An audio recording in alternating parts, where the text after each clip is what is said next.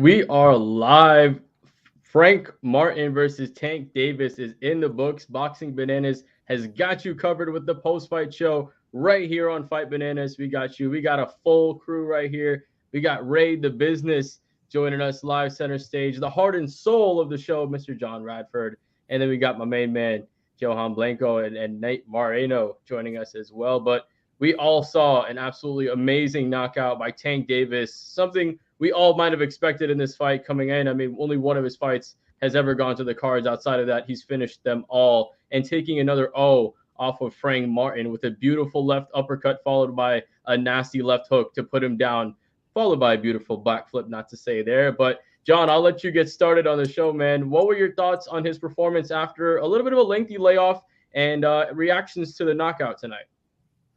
I think it all started during this fight week, man. Like I had a lot of confidence in Frank going into this fight week before I saw the antics really, I think, playing a toll on Frank and his mental game. You know, the weight cut, seemed like it might have been a little much. You know, he still came out and performed really well at the beginning. I gave him the first 3 rounds.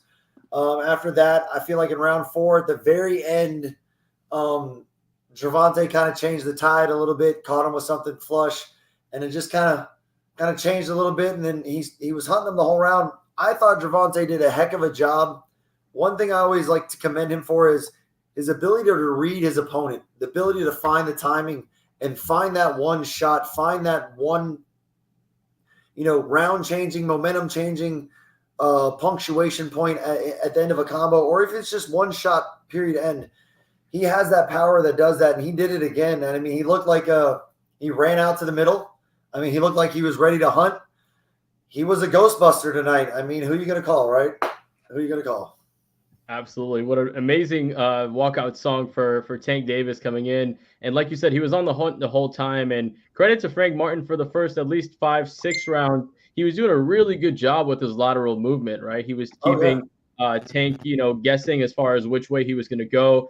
Off the back foot, doing a lot of jabs, landed some really clean left hands as well as counter punches. One that caught Tank, I think, at the end of the 4th or 5th round, flush that kept him standing as well. But Frank Davis, for the first few rounds, did a really good job with the movement. The problem was when he stopped that movement, when he became a stationary target, Tank Davis just opened it up, and he could not withstand the outpour of Tank Davis. Johan, I'll throw it to you, my man. What did you see, or how was Tank Davis able to land this knockout? Was it something that built from the first round, or do you feel like this was more of a mistake on Frank Martin's part? If you look at the fight from the beginning, you could tell that Tank was kind of controlling the fight. I mean, obviously he was controlling the ring and he was kind of gauging the distance throughout the fight. Yes, Frank Martin was using his movement really well. He was implementing a game plan at first to kind of keep Tank away, but he didn't make Tank respect his power or anything like that. So what Tank was doing was processing information through the first 3 rounds. But where you saw the difference in the fight and when you started seeing Tank throw more volume is when he started landing more body shots, because those body shots are going to take a toll on Frank Martin and kind of make him a little more of a stationary target, because you need a lot of core work and a lot of hip movement and stuff like that to kind of make those cuts and stuff. And when you take away the body, you kind of take away all that movement. And that's kind of where everything started, is where he kind of punished the body and really kind of just made Tank kind of free, or not Tank, but Frank Martin freeze up. Because you notice towards the end of the rounds or towards the later rounds, he started freezing up. He kind of started leaning more into the ropes and stuff like that. And it's because Tank started understanding where Frank Martin's patterns were. And that's kind of what led to the finish. Absolutely, because you saw even towards the beginning, earlier rounds, even though he wasn't throwing as many of those punches, he, like you said, he wasn't necessarily respecting the power. He had his gloves up, marching Frank Martin down throughout most of the entire of the fight, even though he wasn't throwing for those first few rounds, like you said, processing that data. Ray, I want to talk about kind of what you saw out of Frank Martin, right? Kind of talk to maybe just more a little bit on that side, because I feel like, which we've seen from a lot of fighters, Leo Santa Cruz, excellent before he got knocked out, right?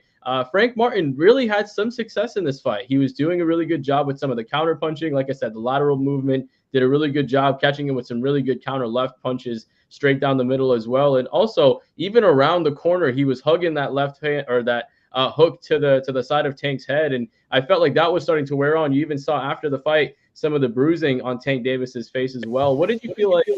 What was your analysis on Frank Martin's fight tonight?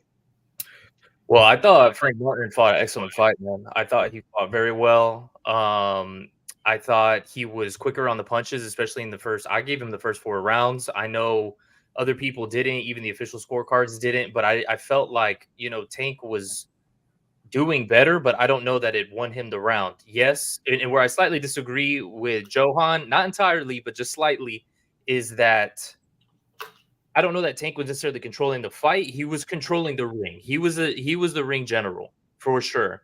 But when it came to him trying to throw, Frank was definitely, making him think, quicker on the shots. I mean, maybe around the 3rd or 4th round, he threw a beautiful 1-2-1 in the center of the ring. I thought was great. Now, my question is, and, I don't want to be throwing excuses out there for Frank or whatnot, but my main question is, and this is what we talked about. John knows where I'm going with this. Yes, I do. Yes, I do. Is these rehydration clauses on the opponent, right? We talked about at what point is it going to take place. We thought it would be further later in the fight. Now, Johan brought up, those body shots and whatnot. Typically, you do see like a good body shot that will slow somebody down. I don't know that I saw the body language that would reflect in the slowdown that we saw from Frank. From Frank, we were seeing great movement, and then in that like 6th round, it looks like he just had sand poured into his shoes. You know how it is when you're in there and you're moving, and how well he was moving, and then to how not well he was moving. It was like he was stepping and moving well, and then you see where he starts kind of skidding his shoes across the canvas in the movement. And that's where he started becoming that just sitting duck along the ropes. And that's where Tank was really able to have that success. Without Frank being that sitting duck, Tank wasn't having much success. The fight was going to Frank. I don't know that he would have been able to keep it up for the 12 rounds, but at the end of the day, I feel like you got to bring it up. Did it have an effect? Did it slow him down?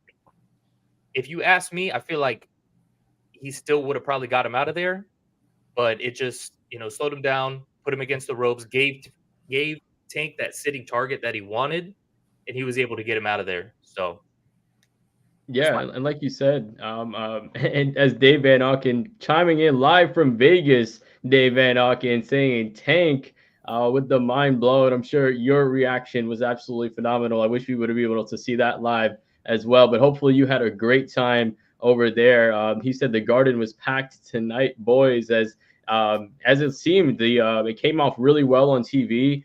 It just came out as a really good show, not just for the main event, but the co-main event as well. Had a lot of bringing power, a lot of star power as well. So it was just a pretty stacked show just on the top end.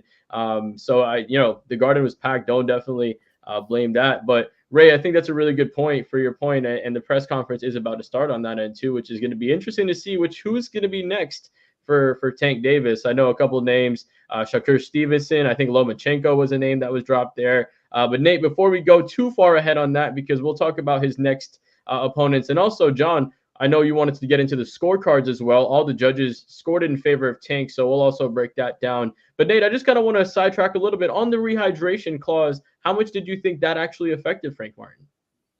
I think when you look at him at the weigh-in, you could tell like he was like really like sucked in. So I think it's definitely something where it's like it definitely affected him a little bit. But like Tank was like close all night up until like the 8th round. He's doing a good job of controlling the ring, like cutting off. And Frank Martin didn't do himself any favors. Like he was kind of walking himself into trouble, going against the ropes, getting into the corner. So as far as the rehydration clause, I don't think you say it didn't have an effect if there was one, but yeah, I just think it's just a Tank's so good. Like he makes his punches count, and he has so much power too. It affords him to that. I don't think in the grand scheme of things, I don't know how much of an effect it really had. No, 100%. Like you said, it's hard anyways. With Tank, it's almost it seems imminent with that knockout. Yeah, it's you watch so him and skilled. it's like, yeah, when is it gonna happen, right? Dave Van Auken saying, everyone here saying Loma, that would be a very interesting matchup to see the skill versus power. It almost reminds me of Teofimo Lopez versus Lomachenko, and a little bit of that aspect. We know the power versus the skill set of Lomachenko. But let's get into the scorecards, John, because the judges going into the 8th round had it 4-3 Tank. I had it 4-3 Martin. I do think the last 6 and 7, I think were Tank's really strongest rounds. And I think it was 3 or 4. I could pull it up real quick that I had him taking as well, where he had started to open up. I think it was round 3. He started to open up a little bit more. So, John, give me your round by round breakdown, and how did you actually grade it and score it going into round 8? Before the what was it? I had it 67, 66 for Tank. So I had him up 1 round going into that 8th round. But after the 7th, you kind of knew. Me and the crew that I was watching it with, we were kind of like, oh, he's gonna get him out of there at the 8th round. Like after the 7th, I was like, oh, it's gonna be over. And to the point, like just like Johan was saying, he was downloading all of the information he needed to. He actually started to throw punches where Frank was going to be once Frank set his feet. He would dip down and throw that. So he's like, I'm going to throw a 3. You're going to drop. I'm going to throw that 4 right there. And then bang, then we're sitting on the ropes. He's sitting on the ropes being stagnant. And your patterns are there now. Now your feet are stuck in the mud, like, Ray was saying. So I had it. The first 3 rounds for for Frank were phenomenal.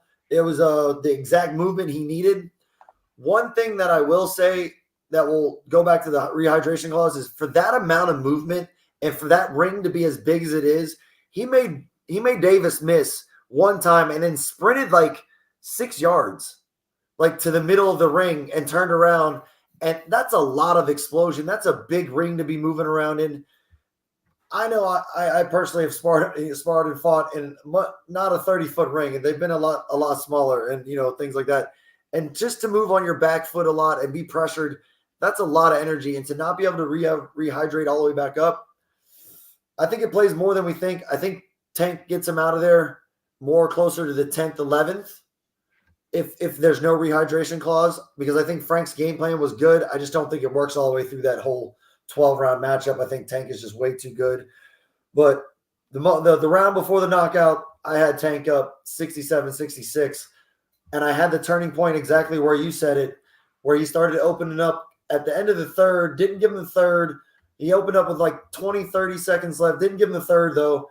Gave him the 4th because of the last minute and a half, and then also the momentum changing in the 4th with I would say about 45 seconds left. He landed a couple flush shots that kind of, I think, jolted Frank and kind of opened up his eyes and go, oh, yeah, I forgot that he hits that hard.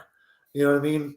And it just kind of changed the momentum for me. And from that point, it was a shark hunting the fish. I'm going to get to you at some point, buddy. And then, or, Bill Murray hunting ghosts. I don't know which one you want to call it, but either way, it happened. Tank got it done. And to your point, even earlier, I think it was the 2nd round, Tank had a feint where he, feinted that left hand, and Martin covered up, and Tank just laughed. Yeah, because all he could do is laugh at that point. He had reacted so hard to the feint. I think at that point he knew he won the fight, because he can have him biting at what feints he wanted to and really just get the setup that he wanted. Because like you said, maybe it wasn't the 1st or 2nd punch, but feinting those first 2, getting him to really dip his head, because we saw him doing that. And to your point, John, he did that a lot. He rolled and then sprinted to the middle, but then over sprinted as well to the other side of the ring. Like, you could have maintained that center pressure, maybe try to back Tank up a little bit and maybe force him to not be as strong off his back leg, right? But he instead chose to sprint on the other side. And it was really strange to see where that cardio cutoff came with the footwork, because it was almost an instantaneous drop off. It wasn't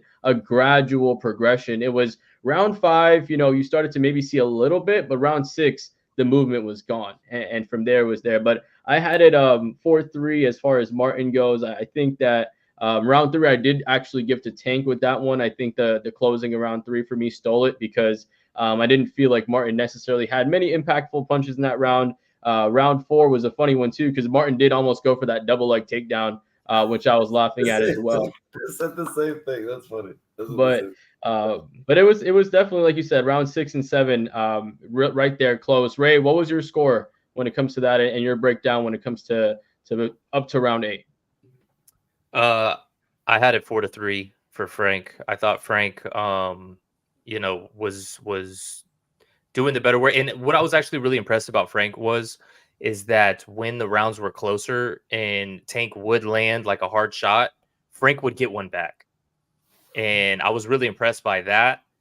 And that along with the in-between time of the big shots, because Tank was just looking for big shots. Frank was, you know, moving, fighting, landing shots, keeping him busy.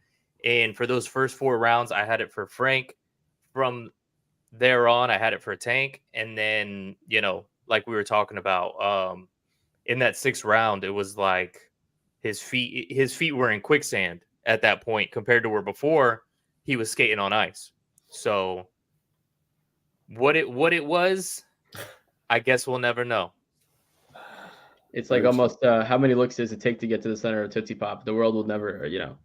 Is it 3? It is 3. Yeah, it's 3 with that one. Johan, we all seem to have it as a pretty close, pretty competitive fight as far as the scorecard goes. How did you have this one? Yeah, I had it 4-3, but I had it going the other way. I had it for Tank. So I did have round 3 for Tank. I think he did a lot.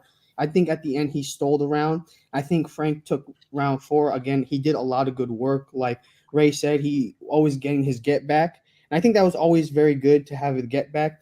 But again, like I think once he started becoming a stationary target towards the last 3 rounds before the finish, it was just Tank's fight to control. And I do think that, yes, he was controlling the ring, but I do think, Ray, I think he was controlling the fight because you never saw Tank kind of deviate from his original game plan. You know what I mean? He never had to make, I mean, he made adjustment reads, but he never had to make adjustments to his strategical game plan to get that finish, to get those counters. But overall, I think Frank Martin did great work. I think where he had trouble, and I think where it put him in a bind, is that he was kind of moving a little too much. Like when he was cutting angles, he kind of went too far of a distance. If you saw his last fight against Artem Hartunian, when he was making those cuts, he was still in the range to throw against Hartunian. I think because, 1, the limelight of this fight, and 2, because of the danger that Tank presents as a powerful puncher, I think he wanted to gain more distance, and I think he didn't realize, you know, how much energy that was going to take, especially towards the middle rounds where, you know, Tank is going to, you know, build up more momentum. Right. And I think this one is tough because also I feel like all of us probably, if this fight would have kept going, would have gave those later rounds to Tank. And even if it would have been a decision, potentially it would have been a Tank decision, which you really don't see too often when it comes to that side of things, winning that many rounds. So maybe that 18 months layoff and the patience that he talked about post-fight did have some sort of beneficial effect when it comes to that side of things, because I think we saw, along with the pressure, we saw him winning potentially more rounds. But Nate, it's 2-2 when it comes to the scorecards. We have 2 people on Martin 4-3, 2 people on Davis 4-3. You're the descending vote. What's the score for you, my man? I had it 4-3 Tank. I think it could have went 4-3 either way. You know, I can't really quip about it. I think I had it 3-1 Martin, and then like Tank started to take over. And just like with how much Martin was moving, like at some point, like you have to kind of like bully the bully a little bit. You know, if you just keep on moving, you're gonna wear out. You know, you kind of not that he has to go toe to toe with Tanks. You would have gone out there, you'd have been taken out much earlier. But you have to, you know, give angles, but you don't have to move like quite that much. It's a lot like Caleb Plant, David Benavidez. Like Caleb Plant got off to a great start, but there's all this movement, all this just trying to hold someone off by moving. You're just gonna gas out, and it's just. Yeah, and it just shows the danger that Tank presents, and like he can just afford to be patient. He just knows how to cut off the ring, and he knows he just has to get you once, and that can be it. But yeah, I had it 4-3 Tank, but I mean 4-3 Martin's nothing to go crazy about, especially in this day and age of boxing judges. Oh, right. You know, at least it was a decent scorecard. You know, sometimes you see a scorecard after a knockout, and it's like, what were these judges seeing? So the fact that we all actually had it pretty close. With the scorecards they had, I think is really cool to see, at least with that. But a couple names that were thrown after him, John, that in the ring that he mentioned. I know you had to run out and make the drive home, so maybe you didn't hear this part. But Lomachenko, Pitbull Cruz, Shakur Stevenson were a couple names. Also, you might have some names as well out the bag that you want to pull out of the hat. Out of those 3, or potentially another name that you have, who do you think is the most likely opponent for him, or who do you like? Would you like him to most see him fight? if so, Gervonta has called out all the big names before, and then fought somebody that no one ever really cared to watch him fight. Like, I'm gonna quote my guy Ray on that. Like, it's fights that we didn't ask for, right? Like Ray, we talked about that before. It's fights we didn't ask for that he ends up fighting. So I'll take Pitbull Cruz if he's not going to pick somebody else in the category, because that fight was interesting as hell, and that was now it's really sellable because of how well Cruz did against him. So that one's intriguing to me. I think, again, we talked about this before. I think Loma and the other Ukrainian are probably going to head that off next, because the one Ukrainian really wants to fight Loma to find out who's the best Ukrainian right now. So I think that's the more easier fight to make right now with that. Shakur Stevenson, I don't think wants that problem. I don't really think he wants the Tank Davis problem. I think Tank will take that one. But I think what it comes down to is the two Ukrainians are going to fight, Loma and Bercho. What is it? Baranchek? Yeah, Bercho, thank you. And then I would love to see Tank and Shakur go at it and be like a little 4-man tournament. Let's collect all the belts, and then let's get I'll quote my guy Ray again, the Dragon Balls. Let's get them all together. You know what I mean? And let's do that. But if not, if you can't get Shakur to sign a contract, and he doesn't want the smoke, because I really don't think he does. I think Pitbull's right there, and I'll let's go. I'll take it. Ray, to you, my man. Who do you think? Real quick before I answer your question, let me respond to Johan real quick when he was saying he had a tiny bit of pushback. So we can have a good little back and forth.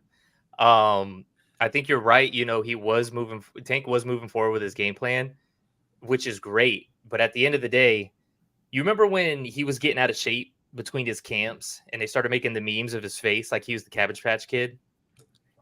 In this fight, by like the second round, his face was more like Strawberry Shortcake than Cabbage Patch, because he was getting busted up. So my point is, it's like, yeah, you could stick to your game plan and keep moving forward, but when you're the one getting punched in the face with clean twos, I don't know how much you're controlling the fight, but it's a good little debate. And at the end of the day, it doesn't even matter because we saw what happened in the fight. So yeah, Tank's face could have looked like Alfredo Angulo versus Arisandy Lara, and he still ended up getting the KO. Now, Jonathan, to your question, who's next, right? John's over here talking about some sort of a tournament. In a perfect world, I would love to see that. Now, what do I think is going to happen? I think that Top Rank has 3 of the titles in-house. So they're going to make all the fights that they need to do, dangle the carrot of, there's a potential Tank Davis fight out there for us, unify all of those titles first, and then whoever's at the top of the ladder, once it's done, the King of the Hill, they'll be the ones to then make that fight with PBC, because why wouldn't you? Right? So I think possibly the next fight for Loma could be the Ukrainian unification. Baranchek is a great fighter. He beat Navarrete, but when you compare him to Lomachenko, he kind of has like a similar style when he moves, but he's like the Lomachenko from Wish. When you look at those styles, you know what I mean? And I don't mean it disrespectful to Baranchek, but when you compare it to the similar style to Loma, it's not even close. Loma's gonna, possibly stop him. It looks like we've seen that fire again in Loma. I'll touch up on Shakur. I think Shakur would possibly price himself out of every fight because he thinks he's worth more than he is. I've never seen a guy price himself out of fights and then from there go on and have a performance where he shows everyone that he's not worth paying for.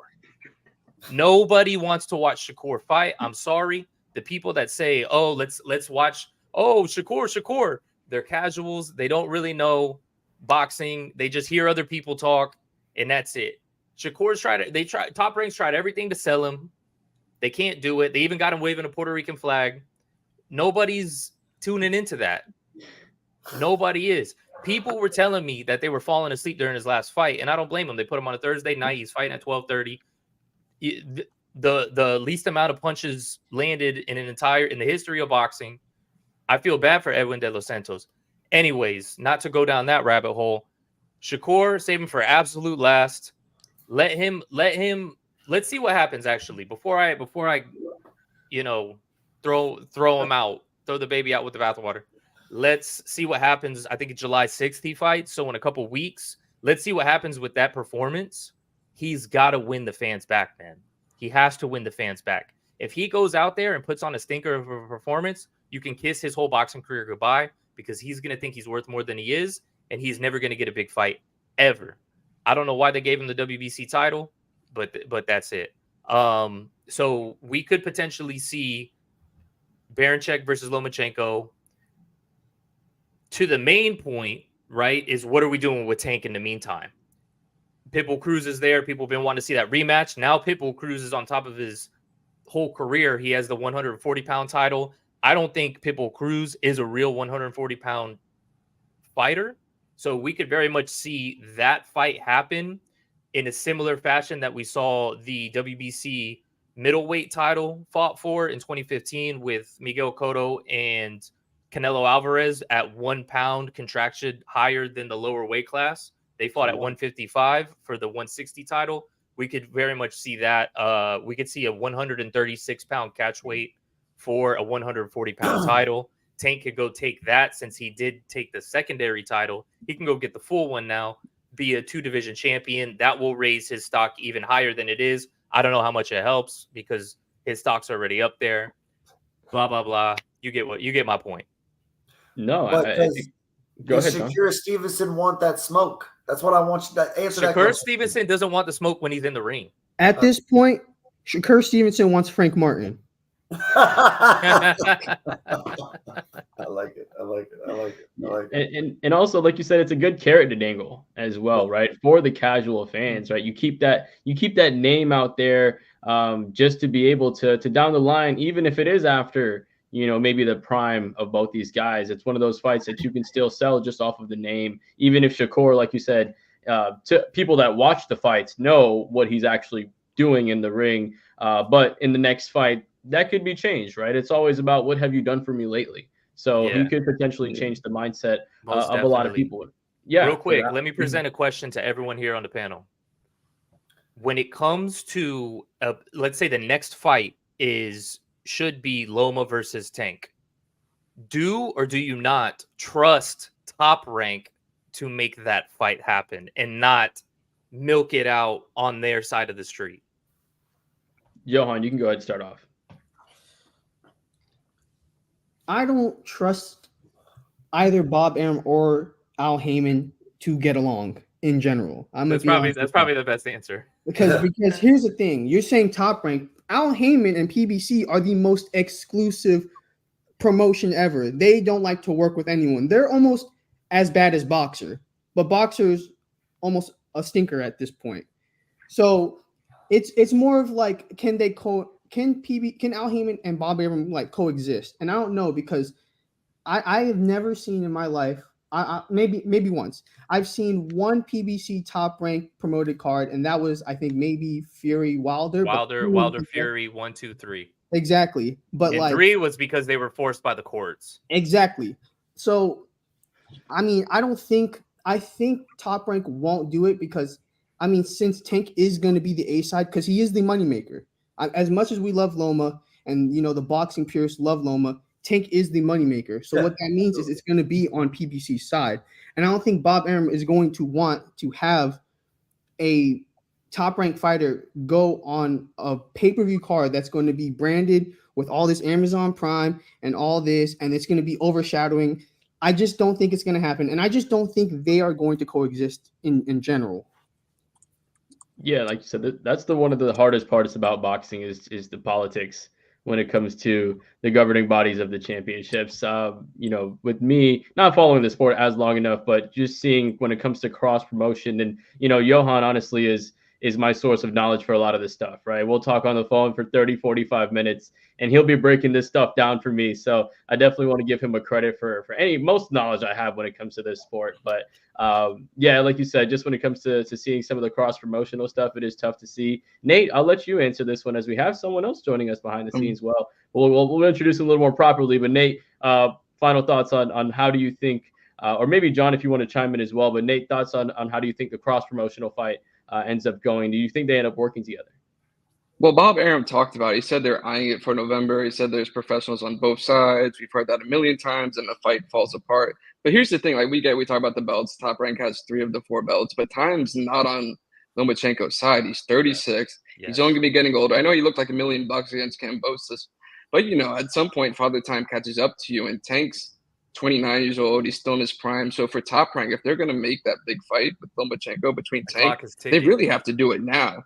If you keep on waiting, you never know if like Lomachenko's in a tough fight, like that could be it. His prime could be gone like that. So I think the pressure's on Top Rank to make the fight, and we'll see. I mean, that's why we love and hate the sport. When the best fight the best, there's nothing like it. But it's tough for that. And I know they worked together for Wilder Fury, but there was so much more money, and I imagine there was a lot more money involved with Wilder Fury, the 2 and 3 than there will be for Tank and Lomachenko. So we'll see. I hope Lomachenko should be next. He looked like great against Kambosos. And it's a great stylistic matchup too. He's not going to lock himself into trouble like Frank Martin did. He's going to be ready to go. That's such a great stylistic matchup. I hope it happens next, but we'll see.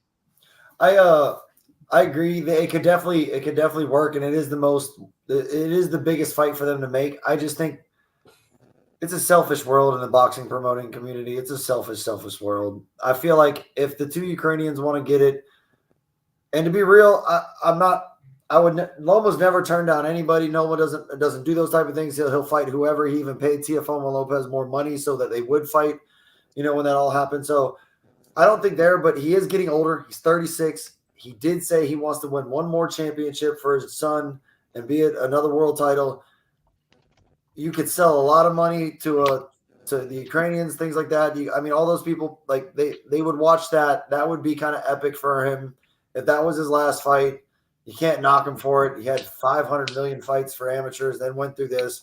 He's one of the most skilled people to ever step through the ropes into the squared circle. So he could go out on top with a win like that, solidifying his legendary status in Ukraine by beating another Ukrainian. And it could just work easier. It would be easier to make. It would just, the cards would fall completely to where they want them to. You know what I mean? If it was that way. But he's a man that I feel like he chases belts. So if the other one's bigger and they offer enough money and the belt's over there and he feels confident in his body, it could happen. But I think it comes down to more of the promoters than anything else. Does Bob Arum want to make easy money, or does he want to make a lot of money? There's a lot of money either way, but there's a little bit of easy money, and it's really easy to do it this way because I don't have to mess with nobody. Or I can go make a lot of money and wow. You know what I mean? So, we'll see. It's boxing. Yeah, and unless Ray, did you have any final thoughts before we? No, I just wanted to give a shout out to our fans. We got Kobe here, says the show stinks. We appreciate you, brother. Thank you for tuning in. Awesome. Always love to hear from the fans. Let us know why, right? At least let us know why, drop some feedback. Be a smart commenter, you know what I mean? Say this guy Ray doesn't know what the hell he's talking about. but actually, real quick, let me say something.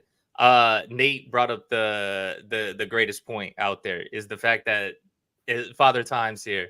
The clock is ticking for Loma. So to what John said, do you make because Loma could turn old overnight. You know what I mean? So does he be Baranchek seems like an easy W, but if he turns old overnight, we don't see that win. If Shakur will just sit there and back up the whole time, it could be a difficult fight, could be a boring fight. That could hurt his stock going into a Lomachenko fight. So when you look at the chessboard, do we really want to do that? Or do we want to just risk it right now? Let's go ahead and go for the Tank fight, make the big bucks. And then if we take that title, take all of it over to Top Rank, and then we'll see what happens. Maybe set it up for Shakur to take it. Who knows? But that's kind of my last point on that. Listen, I have 2 words for that. Saudi season. Hey, let's go. Saudi's making those big fights Riyadh season. But definitely want to give and bring one of the main mans for the Fight Bananas post-fight show here. my usual co-host, Mr. Blake Schneiders, joining us from the back. So before we get into the Benavidez recap here, I want you to, Blake, just give me your quick reaction on the knockout. I know we were texting back and forth about it. Quick reaction on the knockout and what you saw tonight from Tank Davis. First off, I apologize, boys, that I'm so late. I just wanted to hop on. One, congratulate everybody on joining the pod. John is the most beautiful host on the East Coast. So thank you guys so much for carrying the show for everybody. John Radford. I got to give a shout out to John Radford, my man, because it has been about 1 year since you and I did an interview when I was in Charlotte, North Carolina. So thank you so much for joining the show. I'm sure you guys have given the most spectacular breakdown. There's not a whole lot that I can add. Everybody else has not already added. Just my overall takeaway from both fights. Benavidez obviously hopped up the weight class in the light heavyweight division. I thought Benavidez looked good. There was a couple times in the fight where I thought I couldn't tell if he looked tired or if he was conserving his strength, knowing that he was in the upper weight class. So he was like, "Hey, I'm going to choose my shots a little bit more precisely." You know what I mean? But I thought he looked really good. Obviously, he got the unanimous decision. It looked great. The Tank Davis, man, he lulled Martin for about 6 rounds. And he just wanted Martin to – he's like, I'm going to give you 6 rounds. He predicted a knockout in round 9, I believe, and ended up getting the knockout in round 8. So a round earlier than he predicted.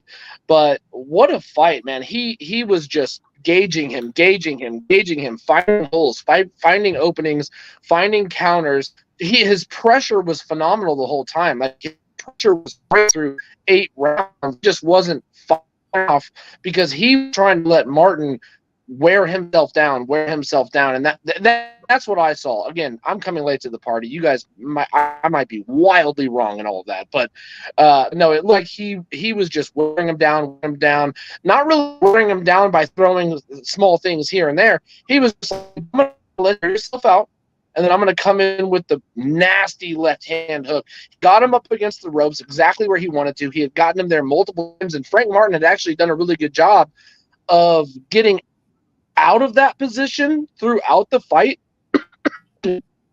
until about the 6th, 7th, 8th round, where he seemed to linger in that corner a little longer than he wanted to, and that's when Davis just went the fuck off, man. I mean, that is what Tank Davis does, adding another KO to his record.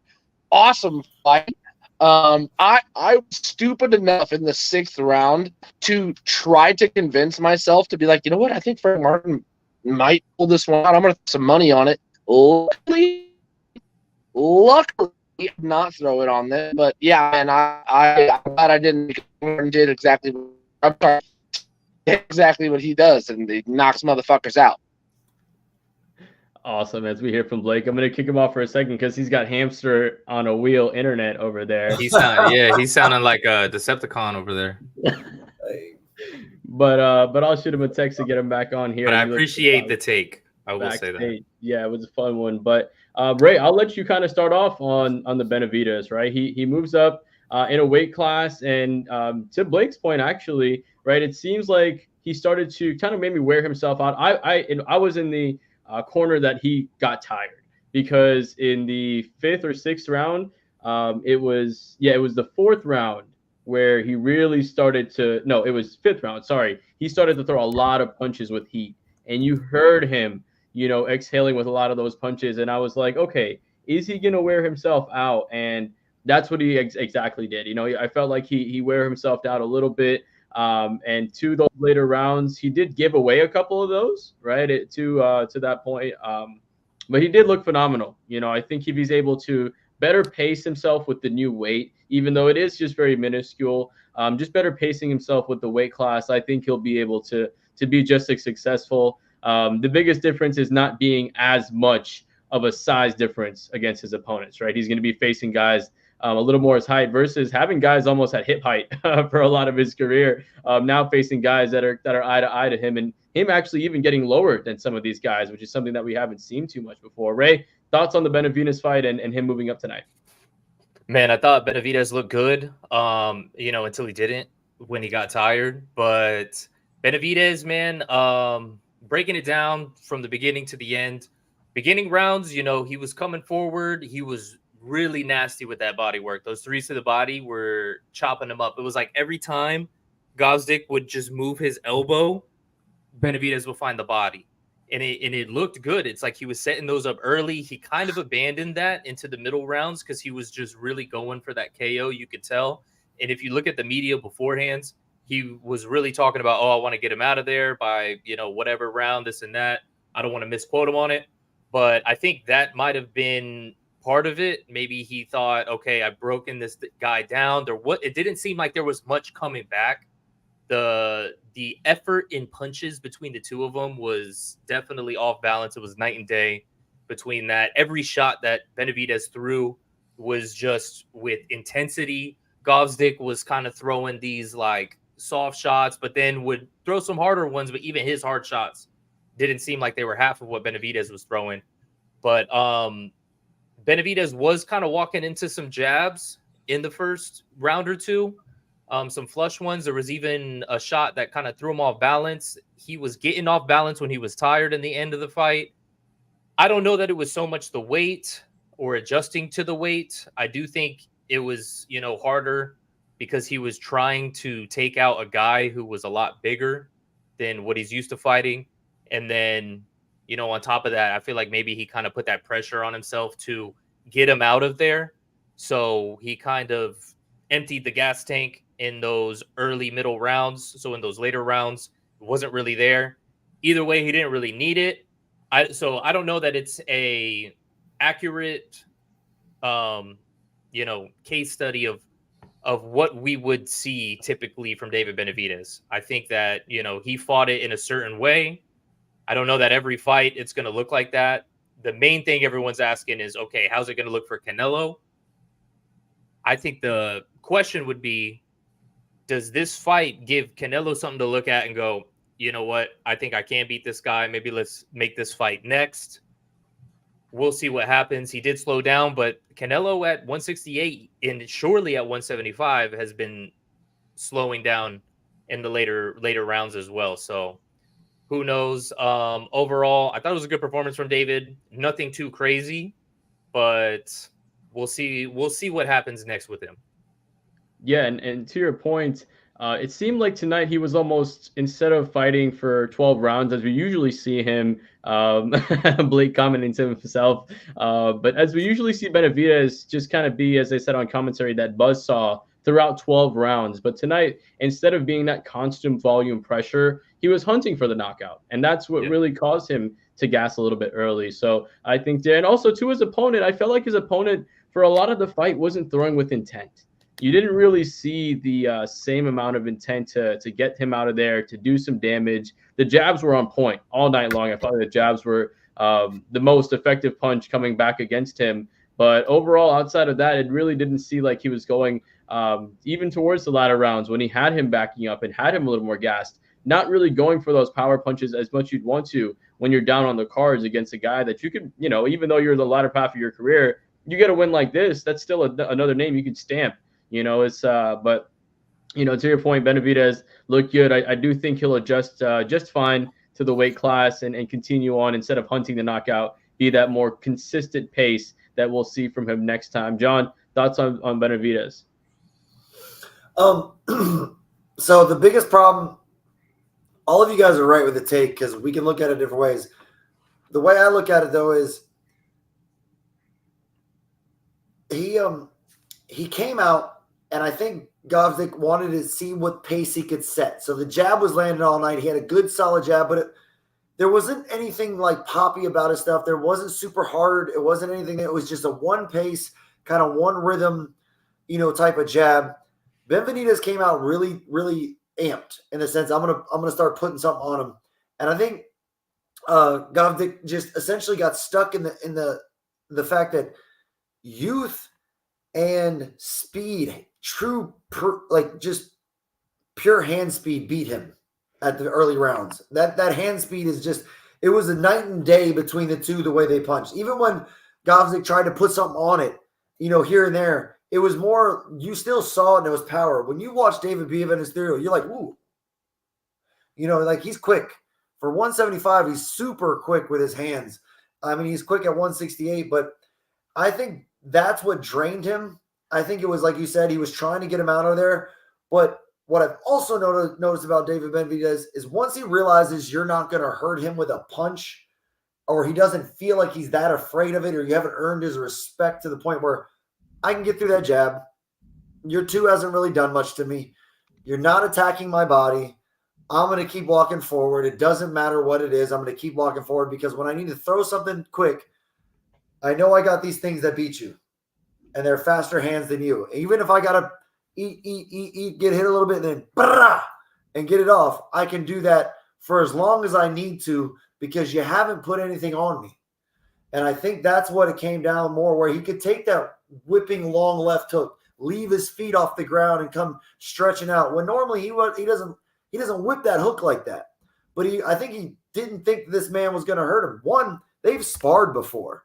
And Gvozdyk even said that Benavidez gave him the work during that time, was being respectful, didn't say like he got off or anything like that. It was that. And I think this what it kind of turned out to. Gvozdyk was like, yep, this is kind of how I remember it. I can't really get the hand speed. He hits hard. He doesn't get me. He's not getting me out of there. But this is what it is. This is literally what I came across the last time I sparred him, right? And I just feel like that's what it looked like, because it kind of looked like Gvozdyk was sparring until a little bit in the later rounds when he started taking a little bit more oomph because he saw David there. But he didn't really throw with intent to hurt, I felt like, until the 12th round. And I gave him that 12th round because he went out there trying to hurt David, and he was like, okay, I'm going to see what I got now. There's one round left. Let's go. But I think he thought of it like, this is very reminiscent to these sparring sessions I had with this kid. Shit. I'm 37. He's 29. It's his time. Shit. Because I'm 42, guys. And some of y'all young bucks, when I got to get in there with y'all, be throwing too much, have too much damn energy. And I'm just saying I felt that when I was watching that fight. He was just too – he was fast today, man. He was fast. His energy level made a dip, but he was fast. Yeah, like you said, the hand speed. Even when he got up to a corner, he just peppered the body shots like 5-6 at a time. And it was absolutely beautiful, right? And even it was, I think it was, round 3, it was a right hand, left hook, right uppercut combination that was beautiful by David Benavidez to Joe. And Joe stood up, he stayed sitting. And that's something that's interesting as well, right? How much of the power can he continue to translate? As does he move up more instead? But I want to give Blake a little bit of a so I was saying Gvozdyk saying had a solid jab and a smattering, maybe shattering of solid combos, but never string them together to answer Benavidez's call. And like you said, I think John's point was perfect. He felt maybe this was a position that he's been in before. So instead of playing this a dangerous hunting for something that might get him in danger, just play what he knows. Sticks to what he's going to say. Keep that jab to keep him maybe lengthened. Eat those body shots as you will all night, but keep those hands up for that to keep yourself safe when it comes to that. Because, man, those body shots, I wasn't sure if he was going to be able to take them all 12 rounds, but shout out to him for definitely taking those. Both sides of his body was red with that one. Johan, analysis for Benavidez, and then also I'll let you kind of build on this a little bit more. What do you think is next for him? Yeah, I think he had a solid performance. Obviously, I think moving up in weight kind of had something to do with him not getting the finish. I also agree with Ray. I think him putting the pressure of trying to get the finish also led to him not getting the finish. I think what made him so special at 168 is that he let his game he let his game get the finish. He kind of just played to his strategies and kind of let his game plan, set that up naturally. I think he was very forceful with all his shots. I mean, he was throwing a lot of power, but you could tell that he was trying to force stuff instead of like kind of trapping Gvozdyk and stuff like that, and kind of changing up those combinations. He was really loading up on his shots, trying to get like that finish. I think though it was a very solid win because you're talking about a guy who almost killed Adonis Stevenson. One, you're talking about a guy who took Artur Beterbiev to the limit before he got stopped. This was a very impressive win in his debut at 175. And as he gets more adjusted to the weight, he's probably going to get better and better. I mean, he is young still. And whether he's at 168, whether he comes back to 168 or he stays at 175, I think he's he's going to get well situated to light heavyweight. I just think that it's naturally what's going to happen, because naturally he's going to build more weight as he gets older, and he's going to just be able to kind of sit down more on his punches, and he's going to probably grow into that power. Now, as for what's next, I mean, obviously all of us want Canelo, but the problem is Canelo's at Dolce & Gabbana getting the newest purse to put that 200 million in. And it's not happening because that purse is empty. Because who's going to pay 200 million for that fucking fight? Excuse my language. Saudi. But Turkey al Sheikh. I mean, I hope so, but or at least 150. You know what I mean? You set the bar up here. They come and meet you here. I think he might get a big payday, but I don't know about 200 million. Listen, it better fit that purse. But that is the one fight that we're all talking about, right? That is the one fight. But the thing is, he is now mandatory WBC for both super middleweight and light heavyweight. So he has some options. He can either fight the winner of Bivol and Beterbiev, or try to wait until the winner of Canelo and William Skull, whoever that's going to be. I guess it's Canelo. But you mean you don't know who William Skull is? Come on, man. Come on. But listen, that he has options. You know, he's no matter what, he's going to fight for an undisputed title. I don't know when. At this point, it seems like Anthony Yarde's going to be the next fight, because who if Canelo's not going to fight him, it's going to take a bit, because I know that Beterbiev and Bivol have a rematch clause in their undisputed fight. So he's going to have to sit on the shelf for a little longer. I don't know if he wants to do that. I think he's going to want to stay active.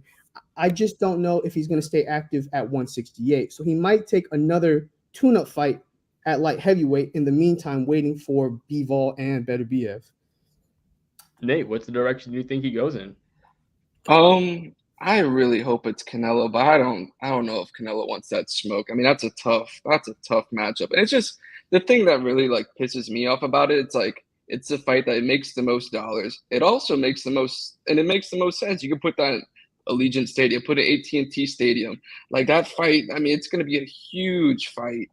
And but yeah, just from all indications, it seemed like Canelo doesn't want it. And usually how it goes, you know, you give to the sport, and at the end of your career, usually lift someone up. And Canelo's like, yeah, fuck that. I'm not doing I'll fight whoever, you know, I'll fight Edgar. I mean, Edgar Berlanga is good, but he hasn't done anything to earn a shot at undisputed. You know, that's something that should be like prestigious. And he's fighting, you know, like guys like Munguia, John Ryder, who are good fighters, but like, they haven't earned that right. You know, so yeah, I really want to see that fight. I feel like maybe he was close to fighting David Morrell before. I feel like that might be the direction that he goes, whether that's at 175 or 168. As for Benavidez' performance, I thought he looked good. He just came out a little too hot. It's very different from how he fought at 168, where he usually builds up. I think he came out as like, hey, I'm fighting a bigger guy in Gvozdyk, an Olympian, Gvozdyk, like, he's in tremendous shape too. He showed up ready to fight.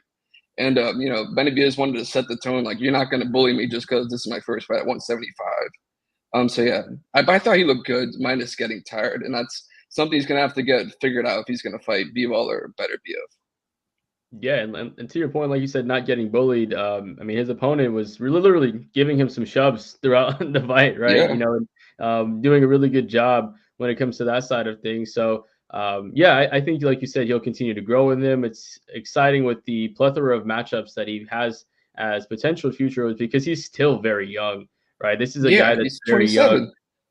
And also on top of that, you always know that fighters in these a little bit heavier, obviously we're not up there in that heavyweight class yet, but the heavier weight classes, they can stay a little bit longer, right? The lighter weight classes, they rely on their speed a little bit more. So this is a guy that we can still be talking about easily 5, but even 10 years from now as well. So I think that's the exciting part about it, is because we're still potentially just seeing the scratch of the surface when it comes to what David Benavidez is giving us. But Ray, I'll let you close out, man. Final question to the panel for anything else, or just final thoughts before we get closed out here tonight. My man. Bro, did you guys see the upsets tonight? We had Gary Anton Russell get upset, and then in Puerto Rico, we saw Subriel Matias get upset tonight. I'll give a quick little breakdown, because I watched the beginning of that fight, was scoring that, and then I was doing like one of these during the Frank Martin versus Tank fight, but I really put it on Frank Martin. Subriel Matias was like moving forward, but just was very one-dimensional, wasn't doing anything. This guy Paro was getting warned by the ref and ultimately had a point deduction. I don't know if it was for this, but he was like coming in and kind of doing like the Victor Ortiz, but without the headbutt. He was moving in with his head almost in like that inside, but he kept getting inside on Matias, and Matias wasn't allowing Matias the space to get his hard shots off and to get his leverage on those hard shots. He was able to throw some, but Paro was just keeping Matias from throwing punches and getting off shots, while simultaneously he was throwing a ton of volume. And shout out to him. It's one of those things where we were talking about, is this guy the best guy in the division? And now it's the question of, did he have a bad night? Did he overlook this guy? Which is something that me and John talked about earlier, I guess yesterday on the show.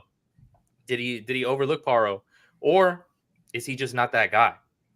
So we'll see the way it plays out. 140. Both of those, ironically, upsets were in the 140-pound division. I guess Gary Anton Russell is not going to be that guy either. So we'll see what happens. Anybody else catch either of those fights? I mean, obviously, y'all probably saw the Anton Russell fight. Did anybody see the Matias fight? Yeah, I watched the Matias fight. It was side by side on the 3 screens I was at Dave & Buster's. The Gary Anton Russell fight, I thought was he got hit too much in the exchanges. I mean, it comes down to that. I mean, he didn't land his shots flush, and it was just kind of the guy put on a really good fight, knew how to box backwards and was fit to do so, and was able to land enough to keep kind of Gary Russell enough missing and at bay, like enough, just hard enough to keep some extra respect out there. So that was but that was a really close fight. That was super, super close, but I thought the other guy definitely edged it out. As far as Matias goes, I was a little confused because I thought I understood what he was trying to do in the first 3 rounds. Okay, I was like, okay, Paro's going to punch himself out. He's throwing pitter patter real quick, and then he's exploding. And like, Matias had a really nice tight guard for a while, and he was walking through it. He was smiling all the time. Like, this guy doesn't hit hard enough. I can take it. I'm going to keep walking forward. I'm going to press him kind of like Tank, but not effectively like Tank did. Didn't break down didn't get the timing that he wanted and things like that. The power difference was evident though. When Matias finally got to hit him, it definitely backed him up and it definitely put him on the ropes. I mean, you saw that. I'm gonna take another one of yours, Ray, that you've said it before. He left some things in the tank, man. He didn't hit He left the meat on the bone. He left the meat on the bone. That's what it was. I'm sorry, brother. He left the meat on the bone. He didn't hit the gas pedal in the later rounds like I thought he could have. It didn't look like he was getting worn down with energy. It just looked like he got stagnant, thinking he was doing enough when he wasn't. And that's just kind of how it looked to me on the whole thing. Like when I was going back and forth with it, maybe I missed a round or 2 where Paro might have got off, but I definitely saw that, he was coming in with his head. I agree with you on that. I saw that. But I thought Matias just left meat on the bone. He didn't throw enough when he knew he could hurt him. He just wasn't getting a chance to really hurt him. And I think it was because of his volume in certain areas. In certain times, he decided to stay here. He tie clinched like, I don't know how many times for some reason to like try to wear him down, I think. But I was like, there just needs to be more, just more. Because I definitely think he's the better fighter. It just didn't. He left the meat on the bone, man. And it's like, you're in Puerto Rico, brother, but you're not on vacation. Yeah, exactly. Johan, I think you got this one as well, right? I did. So, I mean, with Gary Antoine Russell, man, I mean, he was very aggressive and he was trying to push the action, but you could tell that Alberto Puello was just countering and, counterpunching really well. He was landing clean shots on the center line. Gary Antoine Russell really wasn't moving his head off the center line much, especially towards the later half of the fight. You could tell that, the footwork and the movement of Puello was giving Russell trouble. And that's kind of where the fight started to kind of change, is kind of like you saw the conditioning of Puello kind of shine towards the later half of the fight. And you kind of saw Gary Antoine Russell. Yes, he was pressuring, but his aggression started to kind of fade towards the end.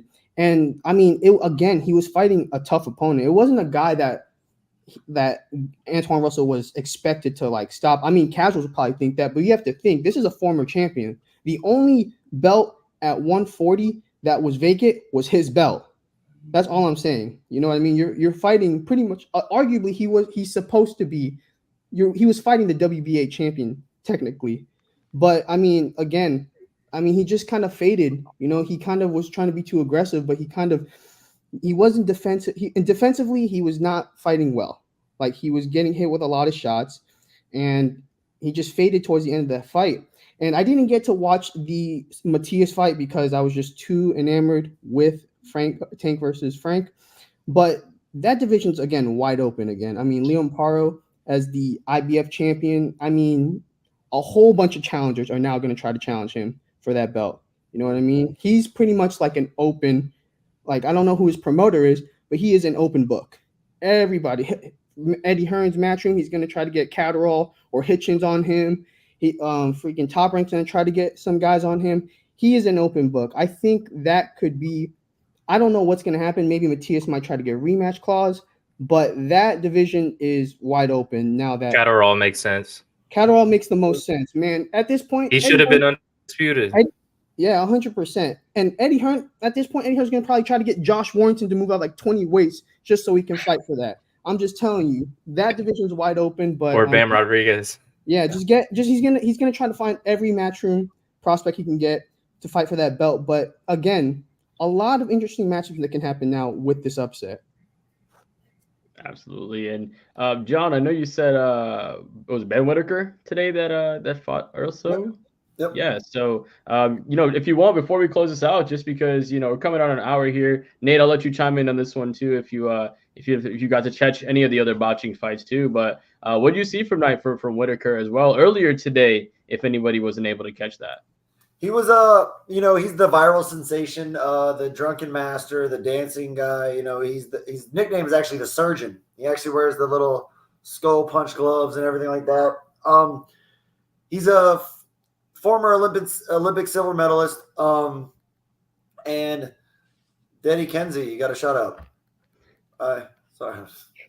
Hi. Shout out Denny in the house. Thank you for watching.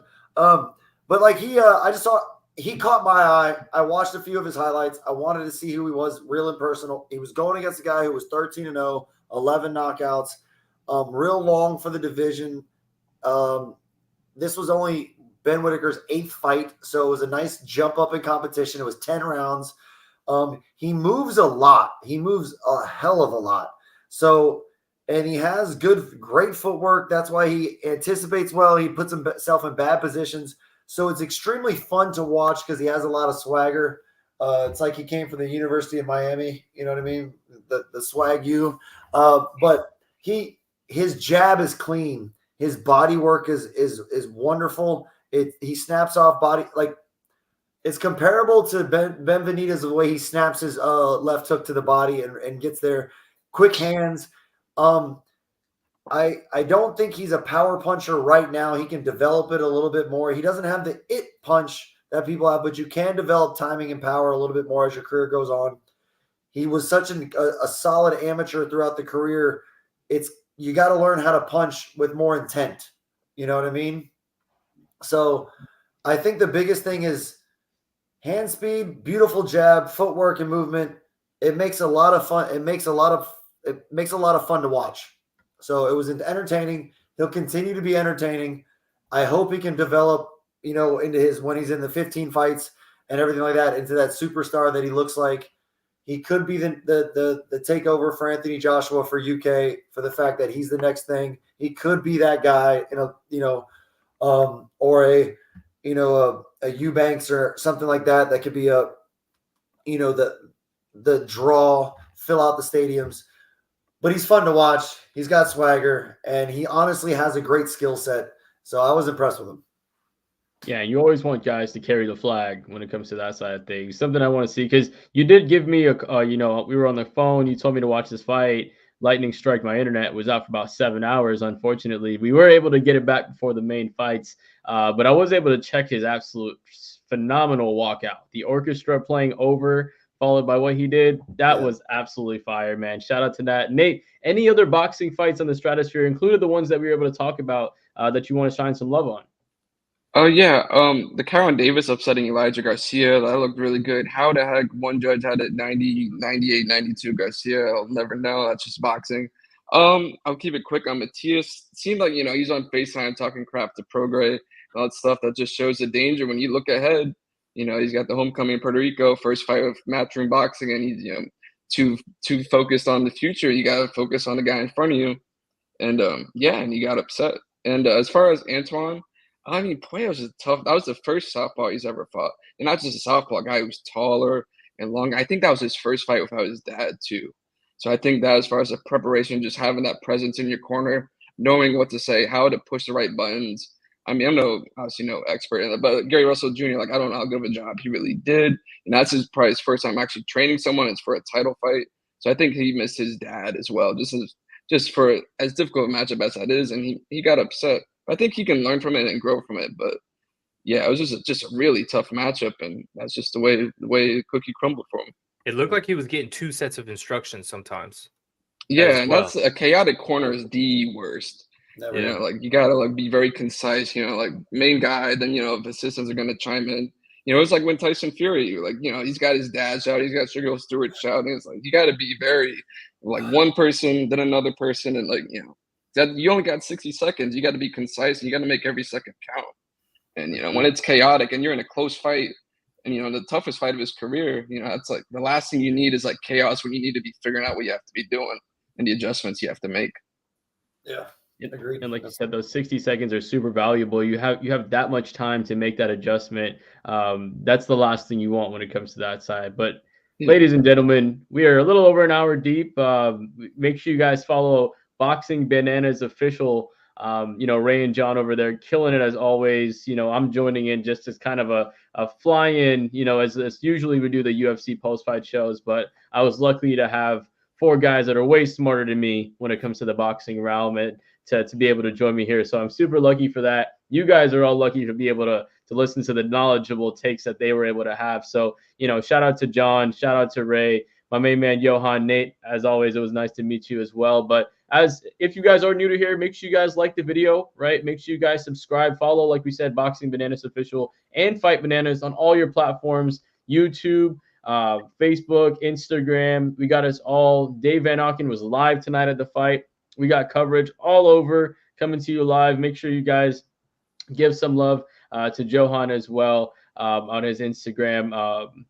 What is it? Split Decision Boxing Network. Make sure you guys follow my main man Johan as well. But that is it, ladies and gentlemen. Frank Martin versus Tank Davis is in the books. We got a lot more boxing fights coming up too as well. So we will definitely be doing this again. But until next time, we'll see you after the next fight.